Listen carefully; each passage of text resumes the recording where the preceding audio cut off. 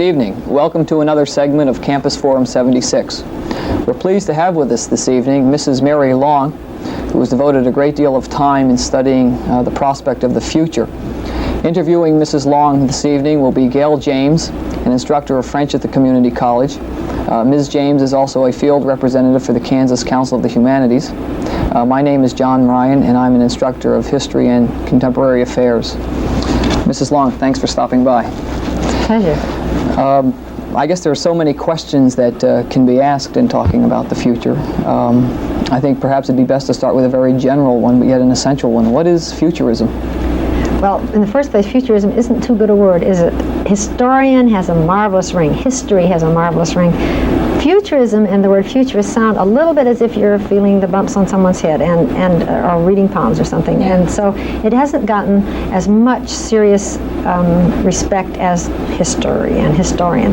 But it is, in fact, the very same thing. In other words, as a futurist, I study what people are writing about the future in the same way that a historian studies what people are writing about the past. And you read a lot of writers because there isn't any one future. No futurist today is teaching the future. In other words, he has figured it out. Any course I've done is entitled The Study of Alternative Futures. And the job of any futurist is to locate as many futures as possible, to try on as many futures as possible, to invent the future, to walk around in the future. First time out, it's maybe difficult. Each time recurring, it becomes more familiar.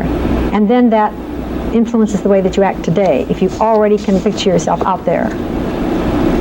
Historians would say that in studying the past, we can kind of rely on evidence which is there and hopefully get as much available evidence as possible. I've heard criticisms of futurists. Critics tend to say that they rely on speculation and hypotheses. And as a result, I think some tend to really question the whole procedures behind the study of the future. How do you answer that? Well, I have one example I use. For one thing, the tool, as you may or may not know, that most futurists rely on, and the one I like the best, is scenario writing, which is, that word's being a little overused these days, politically and otherwise, but it really means that you write a scenario about something as if it's already happened. And the more scenarios that are written, and the more people of influence, hopefully, who read these scenarios, and I've read them in a collection this big at Weyerhaeuser Company in Tacoma, the more scenarios that are written, the more you've put into the minds of people who are planning and influencing and making provisions for the future, ideas that could happen. Let me give you this example. In a political science class, suppose that during the days before Red China was in the UN, before we even spoke to Red China, that a professor had asked his class to consider how it might be that we would reestablish relations with Red China. And suppose some student had come up with the idea, well, I think we'll probably have a ping pong game. The teacher would have said, look, I'm serious about this assignment. Don't give me any of this ping pong game. But that, in fact, is how we reestablished connections with Red China.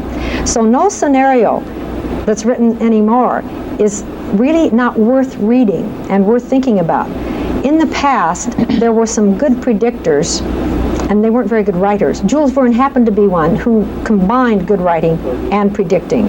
Most of the really good predictors have not been outstanding writers, and so we have not read their predictions. There are a few that had we read their predictions, environmentally, as an example, we might have prevented some things that have happened to us.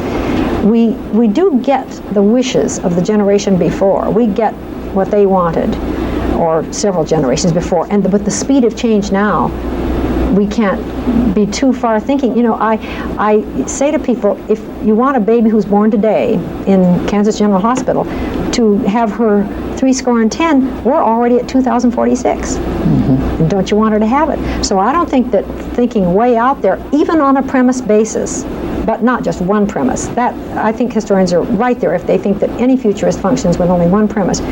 I think a valid futurist uses a whole lot of scenarios, a whole lot of premises, and as I say, then those should be exposed to people who have a lot more influence than we have, so that they're acted upon in the things that are done right now, the decisions that are made now. I think another point is, and if you don't make premises, then what's the alternative? No planning. Right, right. Do you want a future that someone else's planned, or do you want a future that we've planned? And another thing is, or do you want an unplanned future? And I think we know now we have technologies that make that a horrendous prospect.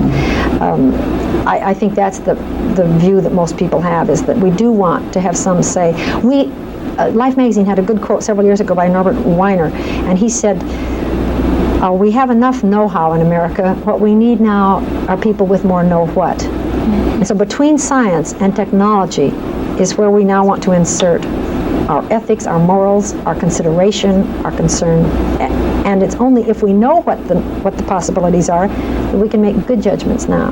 That's what futurists care about, and the business we're about. Well, speaking of dire predictions and horrendous prospects, I'd like to ask you about the dimensions of the crisis that we face. Futurists seem to be writing today that we are facing a serious breakdown, if not a simple turnaround of our civilization as we know it. Well, when I deal at length with this, I deal with some different categories. My favorite is communication. I deal with mobility. I deal with fossil fuel and so on. The first one I always deal with is population. And if we do not solve that one, the rest are academic. And we are at, I took a class just 2 weeks ago at the University of Washington from a demographer, and this statistic was presented to me for the first time that really paints the population thing in its prospect. You see, we discovered death control long before we discovered birth control. And so for the first time, we honestly face the prospect of the world becoming unlivable. And it's at our present rate of birth that what this young man said was, if 6,000 years ago, 2 people had started producing at the present birth rate, which is about 2% worldwide, we would now have in the world, on this planet, although they could not be, and he started at this end of the blackboard, went across, 186 with 80 sets of 3 zeros each. And you see, the world is not quite at 5 billion.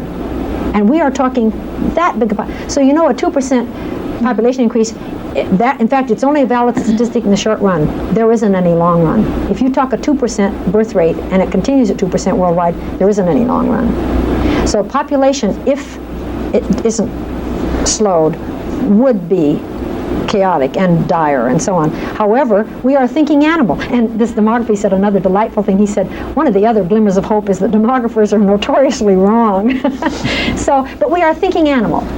And and what does that mean? Well, that means that when we know what can happen, we can think our way out of things. Are we going to do that, do you think? I think so. And it's interesting, some of the places where it's happening.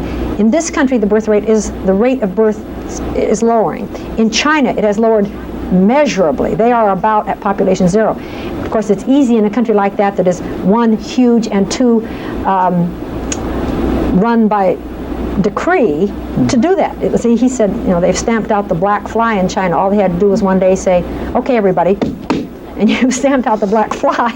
And in much the same way, they have really controlled birth.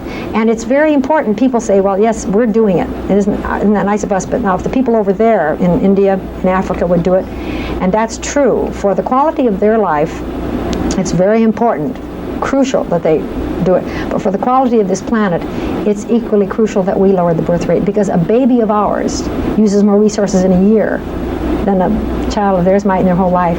When you think of the Earth's resources, energy, whatever, a baby of ours uses up what might in a lifetime over there. But it is crucial. And in India, as you see, they have tried one method after another, none of which have succeeded.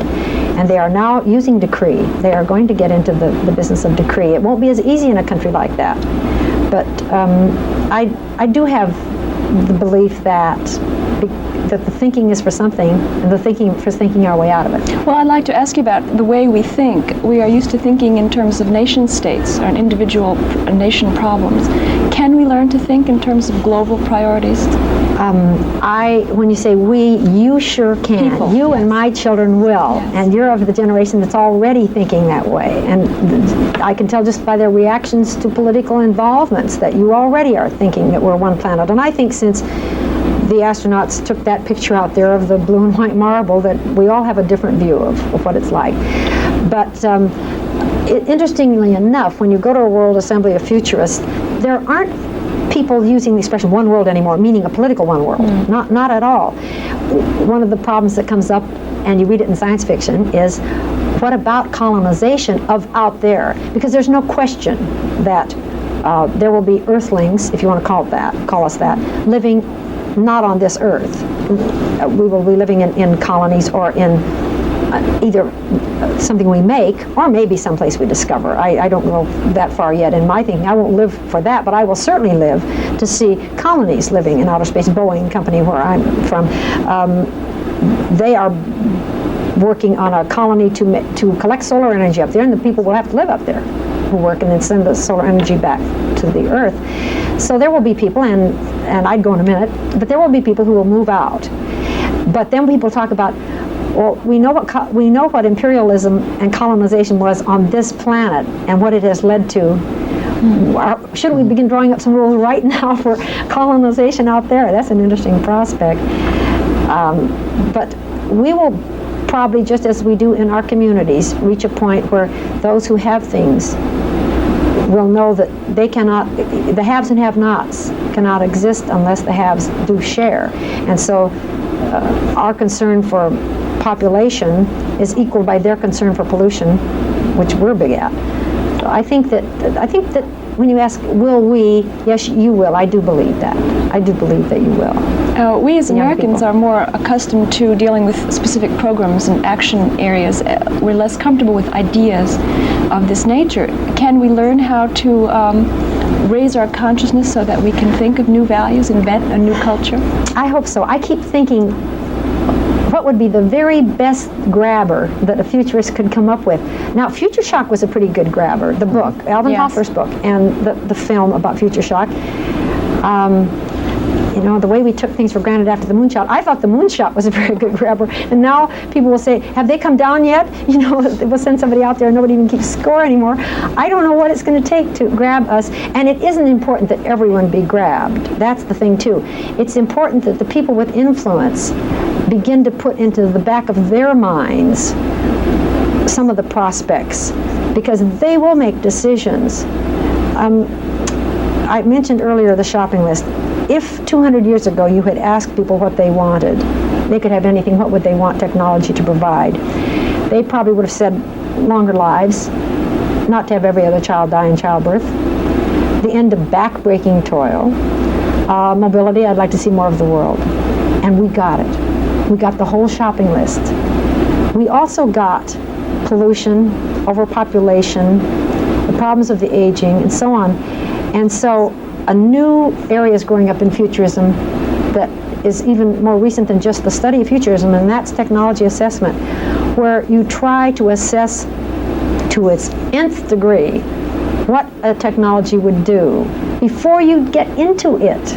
We're very good or hysterical about doing this after we're into it, and I don't think we can afford that anymore, not in resources and certainly not in dire consequences. I think technology assessment, in other words, and how would you assess them other than writing scenarios, writing scary or otherwise provocative, convincing, impelling scenarios, and try those on, see if this would happen, well then let's not. And you see, there hasn't been enough of that. The only people have been science fiction readers, and a lot of them been closet science fiction readers, because they didn't think it was right. At the University of Washington, you cannot get your engineering degree if you have not taken the Lit Department's class on science fiction. Every engineer now that finishes University of Washington has to have had a class on science fiction, so that he has in his head there some ideas that someday may really change something he's going to be doing. And not just one person's idea. Again, I reiterate, no one futurist has just the direction. But I exposure to a lot of futurists, recurring exposures, short seminars, long courses, one speech, a movie, a television show, so that it's, I believe they should teach futurism in elementary school, and again at the junior high level, and again at the senior high level, and again at college, so that you carry with you, they do history, so that you carry with you as you mature the possibility